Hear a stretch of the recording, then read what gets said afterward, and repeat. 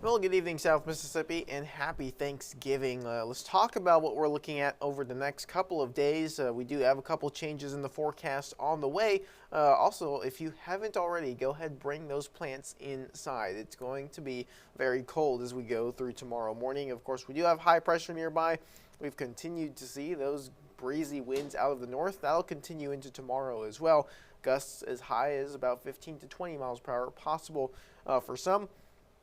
It's also going to remain very dry out there, so definitely not good conditions to burn. I would definitely wait until we have a little bit more humidity. Also, we do still have drought conditions ongoing, so regardless, not a good time to burn out there. Looking at tonight's forecast, of course, we are going to remain in the 40s overnight.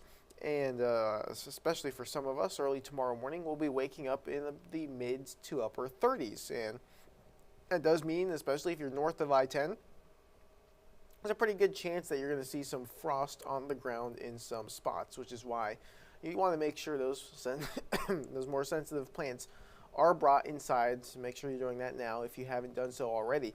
As temperatures will continue to fall, that frost may start to onset once we get to about 3, 4 o'clock in the morning. That's when temperatures will start to fall into that more dangerous territory. In terms of those morning temperatures, here's what these numbers look like. If you're further inland, you have a pretty good chance of being around the 36, 35 mark. Of course, anything below about 37 or 36 is where we typically start to see frost develop. So that's pretty much right on the line, especially further inland, places like Wiggins, Loosedale, Hurley. You definitely want to keep in mind that, especially if you're close to rivers or creeks as well, much higher chance of seeing frost in those spots.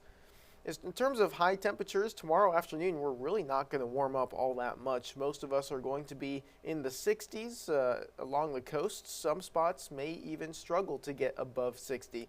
Forecast high for Gulfport, Biloxi, Ocean Springs is going to be right at 60 degrees. And we do still have those breezy winds out of the north. That does mean that the cooler, drier air is still filtering in. So for some of us, these numbers may be slightly lower. Looking at if you are heading out, remember the Gulfport Harbor Lights are also starting tomorrow, and it's going to be pretty cold out there. You definitely want to bring a windbreaker, maybe a heavier jacket, because we're still going to have that breeze out of the northeast, around 5 to 10 miles per hour gusts, 15 to 20 still possible. We get maybe a little bit more cloud cover, especially as we head into the late night hours, heading into Friday night, into Saturday morning.